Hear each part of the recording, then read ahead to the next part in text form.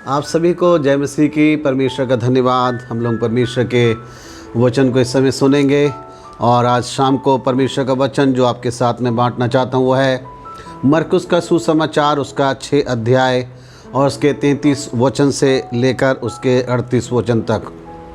मरकुस का सुसमाचार, उसका 6 अध्याय 33 वचन से लेकर और उसके 38 वचन तक आज हमारे ध्यान का केंद्र है।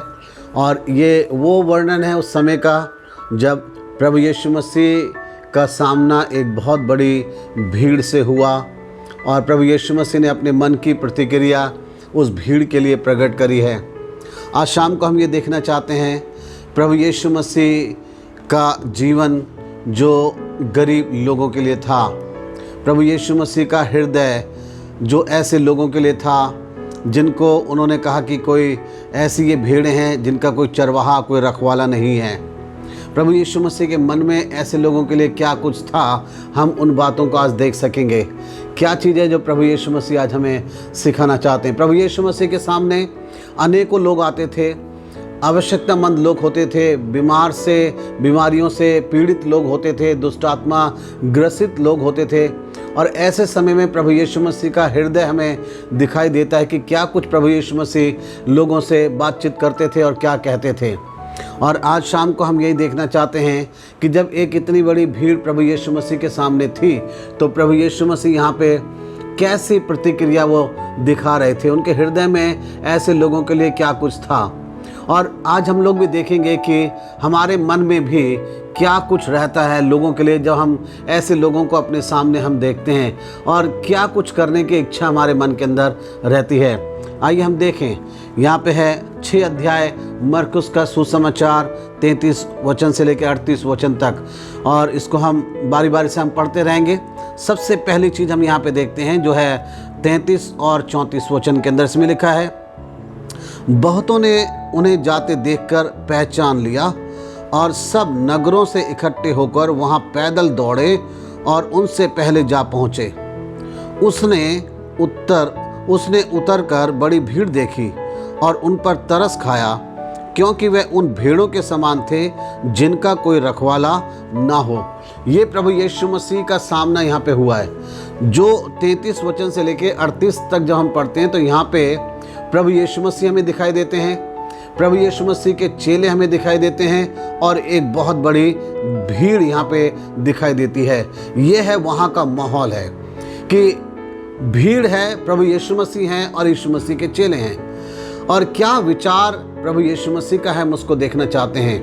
पहली चीज़ जो यहाँ पे हमें दिखाई देती है वो है प्रभु यीशु मसीह का स्वभाव ऐसे लोगों के लिए जो कि बहुत बड़ी तादाद में प्रभु यीशु मसीह के सामने थे।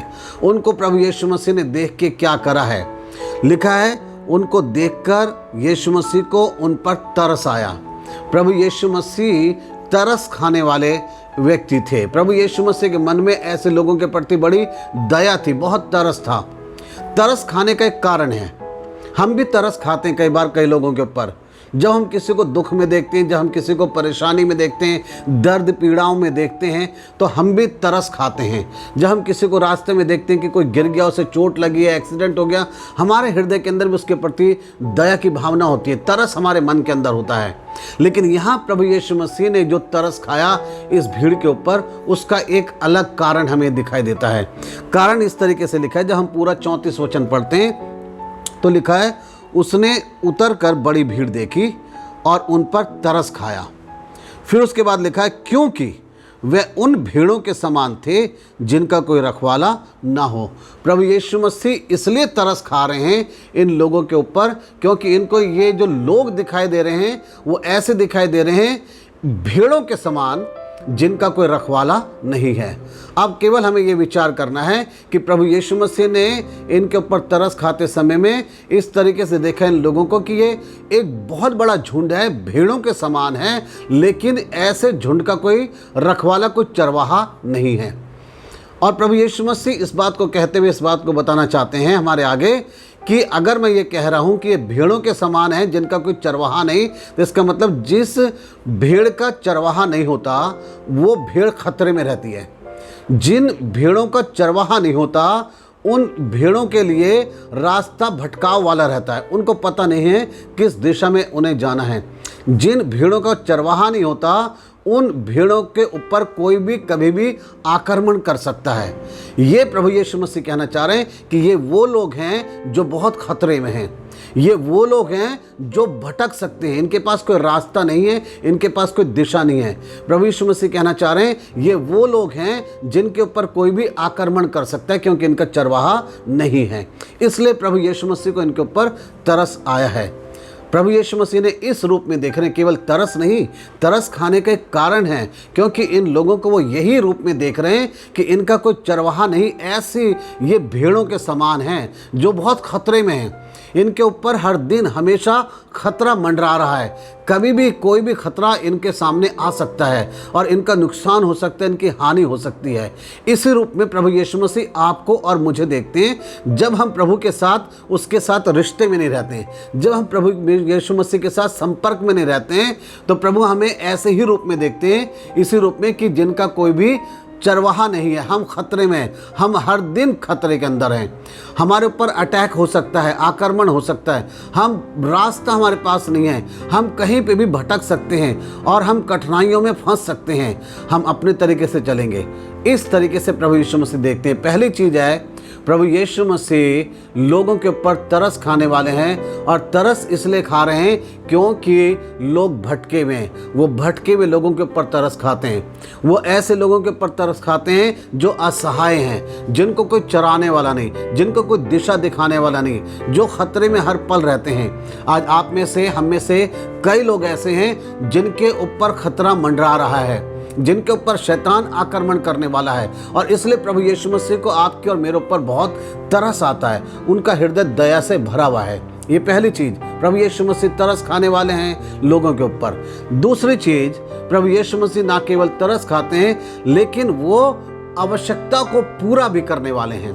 प्रभु यीशु मसीह जो है वो आवश्यकता को पूरा करने वाले हैं। आवश्यकता, कई बार हम सोचते हैं केवल हमारे रोटी और खाने पीने की ही केवल हमारी ज़रूरत है, यही पूरी होती है। लेकिन प्रभु यीशु मसीह जानते हैं कि ये जो भीड़ है, जो ऐसी भेड़ों के समान है जिनका कोई चरवाहा नहीं, इनको क्या ज़रूरत है।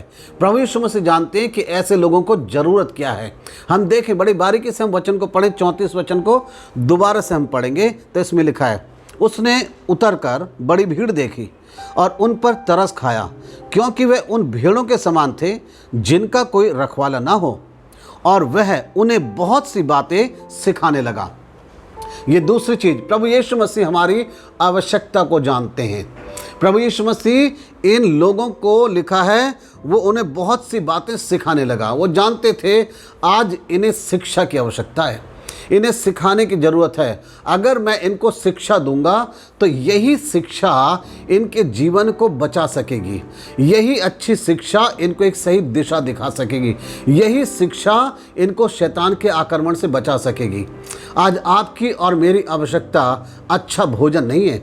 आज आपकी और मेरी आवश्यकता धन दौलत पैसा नहीं है। आज हम में से बहुत सारे लोगों की जो आवश्यकता है वो है अच्छी शिक्षा।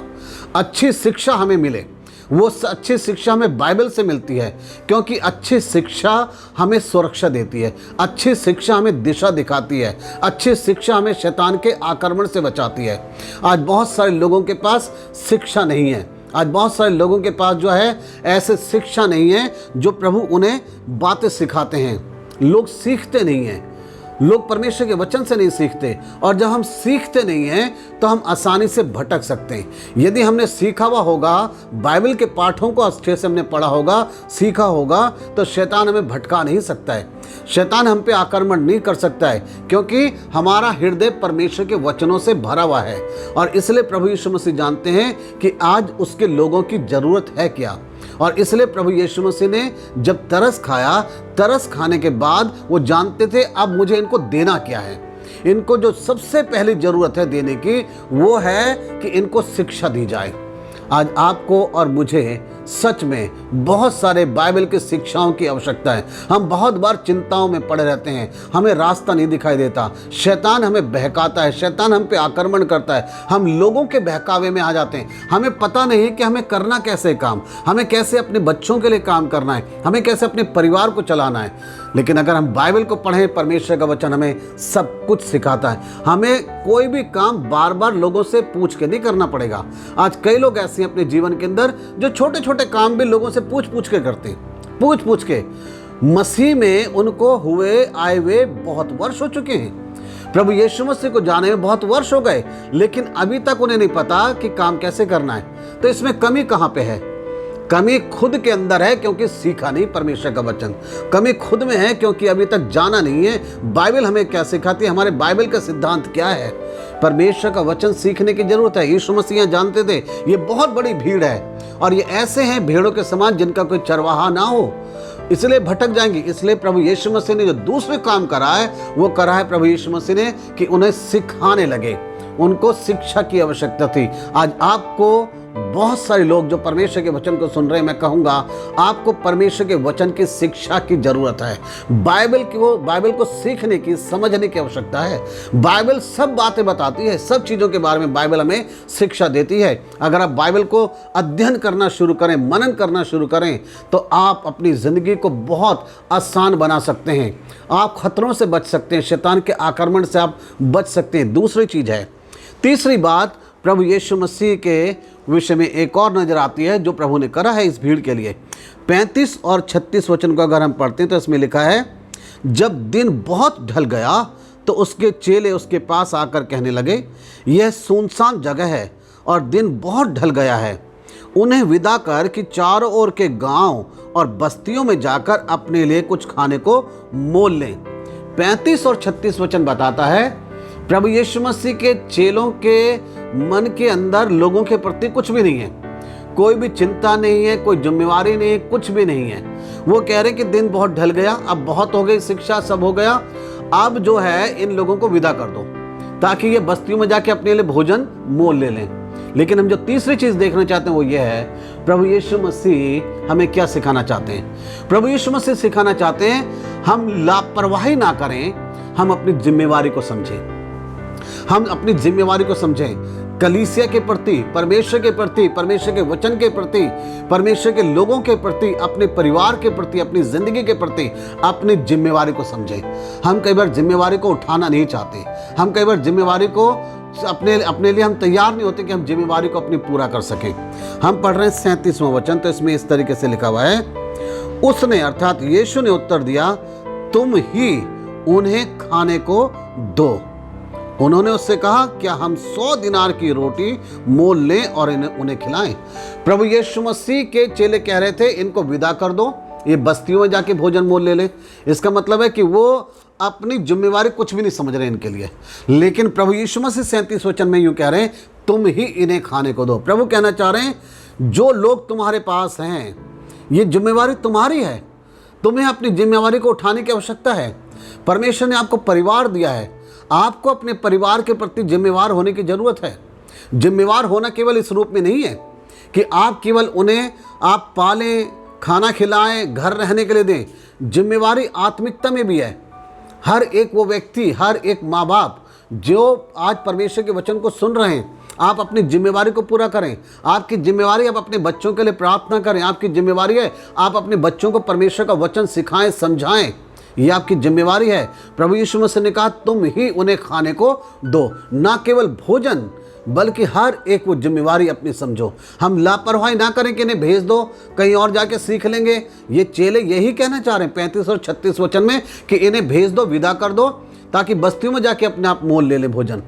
अब उनके पास पैसा है या नहीं है, किसी के पास है पैसा, किसी के पास नहीं है, कोई मतलब नहीं। बस जिम्मेवारी से हाथ धो दिया और कह दिया अपने आप ये कर लेंगे, ऐसा नहीं है। कई लोग कह रहे हैं बच्चे अपने आप सीख लेंगे। अरे बड़े होंगे अपने आप सब सीख जाएंगे। अपने आप नहीं सीखते। अपने बच्चों को कुछ खुद सिखाने की आवश्यकता है। अपने परिवार को आप लेके बैठे प्रार्थना करने के लिए, इस जिम्मेवारी को आप समझें। प्रभु यीशु मसीह कहना चाह रहे हैं अपनी जिम्मेवारी को हम खुद उठाना सीखें। अपनी जिम्मेवारी को हम खुद पूरा करना सीखें अपने परिवार के प्रति। आपकी कलीसिया है, चरवाहा होने के नाते, पास्टर होने के नाते मुझे पता है मेरी जिम्मेवारी है मेरी कलीसिया के लिए। इसीलिए मैं उठ के रोज सुबह कलीसिया के लिए प्रार्थना करता हूँ। परमेश्वर का वचन मैं सिखाना चाहता हूँ अच्छे तरीके से, क्योंकि मैं जानता हूँ ये प्रभु ने मुझे जिम्मेवारी दी है, लोग परमेश्वर ने मुझे दी है। मुझे हर एक व्यक्ति को परमेश्वर का वचन अच्छे तरीके से देने की आवश्यकता है। लापरवाही इसमें कुछ भी नहीं है। ऐसे ही आप सब जितने परमेश्वर का वचन सुन रहे हैं, जो भी लोग परमेश्वर ने आपको दिए, आपके घर में आपको दिए हैं, आपके आसपास आपको लोग दिए हैं, रिश्तेदार दिए हैं, आप उनके साथ बैठ के बहुत सारी बातें कर सकते हैं, बहुत सारी अन्य बातें कर सकते हैं। आप घूमने फिरने जा सकते हैं, समय बिता सकते हैं उनके साथ बैठ के। लेकिन क्या आप अपनी जिम्मेवारी इस रूप में भी पूरा करते हैं कि मुझे परमेश्वर के वचन की बातें भी करनी है, मुझे बाइबल की बातें भी करनी है? इसी से ज़िंदगी के अंदर सुधार आता है। प्रभु यीशु मसीह अपने चेलों से कह रहे थे तुम उन्हें खाने के लिए दो, यानी अपनी जिम्मेवारी को समझो। हर एक जिम्मेवारी को, सांसारिक जिम्मेवारी भी, आत्मिक जिम्मेवारी भी। सांसारिक जिम्मेवारी में वो सब आ जाते हैं। आपको खाने कपड़े की, पहनने ओढ़ने की उनकी व्यवस्था करने की आवश्यकता है, अच्छे से वो रह सकें, सुविधाजनक तरीके से वो रह सकें, आराम से रह सकें। ये आपको अपने परिवार के लिए सोचने की ज़रूरत है, हर एक व्यक्ति को। ये परमेश्वर हमसे चाहते हैं। चौथी और अंतिम चीज़, चेलों ने, जब हम पढ़ते हैं 37 वचन, तो चेलों ने अपने आप को कहा हमारे पास है नहीं, यदि 100 दिनार की रोटियां भी लेंगे तो पूरा नहीं हो सकेगा। अब प्रभु यीशु मसीह क्या कहना चाहते हैं? बहुत सारे लोग हैं जो अपने आप को असहाय दिखाते हैं। हमें आता नहीं, हमें पता नहीं, हमें मालूम नहीं हम कैसे सिखाएं, हम खुद नहीं जानते बाइबल पढ़ना, हमें पता नहीं है हम क्या करें, हमारे पास नहीं है हम क्या करें। ऐसे लोगों के लिए प्रभु क्या कहना चाहते हैं? हम लोग पढ़ते हैं 38 वचन, 38 वचन। इसमें लिखा है उसने उनसे कहा जाकर देखो तुम्हारे पास कितनी रोटियां हैं। उन्होंने मालूम करके कहा 5 और 2 मछलियां। प्रभु यीशु मसीह जो चौथी चीज बताना चाहते हैं वो ये है, तुम अपने पास देखो, चेक करो तुम्हारे पास क्या है। ये कहना बहुत आसान है, मुझे नहीं आता। ये कहना बहुत आसान है, मेरे पास नहीं है, मैं कैसे करूं अपने परिवार के लिए। ये कहना बहुत आसान है कि हमारे पास कुछ है ही नहीं। लेकिन प्रभु कहना चाह रहे हैं फिर भी देखो तुम्हारे पास है कितना। लोग बहुत ज़्यादा थे, लेकिन जब उन्होंने अपना चेक किया, देखा, तो कुछ तो उनके पास निकला है। आपको शायद प्रचार करना नहीं आता, आपके पास शायद इतना पैसा नहीं है कि आप अपने सभी बच्चों को अच्छे स्कूल में पढ़ा सकें, आपके पास शायद इतना नहीं है कि आप अपने बच्चों को बहुत अच्छी चीज़ें दे सकें। लेकिन फिर भी प्रभु क्या कहना चाह रहे हैं? देखो तुम्हारे पास है क्या। जितना भी है आप देखो। हम कई बार अपने पास नहीं देखते हमारे पास क्या है। शायद आपको बाइबल पढ़ना नहीं आता, शायद आप बाइबल पढ़ के अपने बच्चों को नहीं सिखा सकते, लेकिन आप अपने परिवार के साथ बैठ के दुआ तो कर सकते हैं। प्रार्थना करने के लिए कोई पढ़ाई लिखाई की आवश्यकता नहीं है, केवल आप प्रार्थना कीजिए रोज अपने परिवार के साथ बैठ के। तो प्रभु ये कहना चाहते हैं तुम देखो कितने समय से तुम प्रभु में बने हुए हो, कितने समय से चर्च आ रहे हो। क्या अभी तक तुम्हें कोई भी वचन याद नहीं? क्या तुम्हें अभी तक प्रार्थना करना भी नहीं आता? प्रभु ये कहना चाहते हैं तुम्हारे पास क्या है। अगर आप देखेंगे तो कुछ तो मिलेगा आपके पास, कुछ तो बाइबल की शिक्षा मिलेगी, कुछ भी आपके पास है, चाहे वो थोड़ा ही है। इन्होंने आके कहा तो इन्होंने बहुत, भीड़ 5000 से अधिक थी, लेकिन जो इन्होंने अपने पास चेक किया तो लिखा हुआ है कि उनके पास क्या मिला है?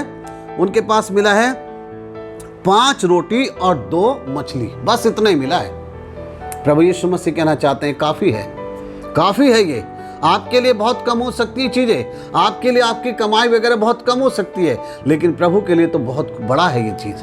प्रभु यीशु मसीह के लिए बहुत कुछ है, परमेश्वर के लिए बहुत है। आप अपनी थोड़ी सी योग्यता को, अपने थोड़े से बाइबल पढ़ने के आपके योग्यता को, आप थोड़ी देर के लिए अपने परिवार के साथ प्रार्थना करने को कभी भी छोटा या तुच्छ मत समझिए। वही थोड़ी देर की प्रार्थना करना आपके परिवार के लिए बहुत आनंद की बात बन जाएगी। 5-10 मिनट के लिए ही चाहे आप अपने परिवार के साथ बैठ के केवल प्रार्थना करते हैं, अपने बच्चों के साथ दुआ करते हैं, अपनी पत्नी के साथ दुआ करते हैं, वो आपके लिए बहुत ज़्यादा बन जाएगी, क्योंकि परमेश्वर हमसे यही चाहते हैं। प्रभु आपको आशीष दे। आमीन।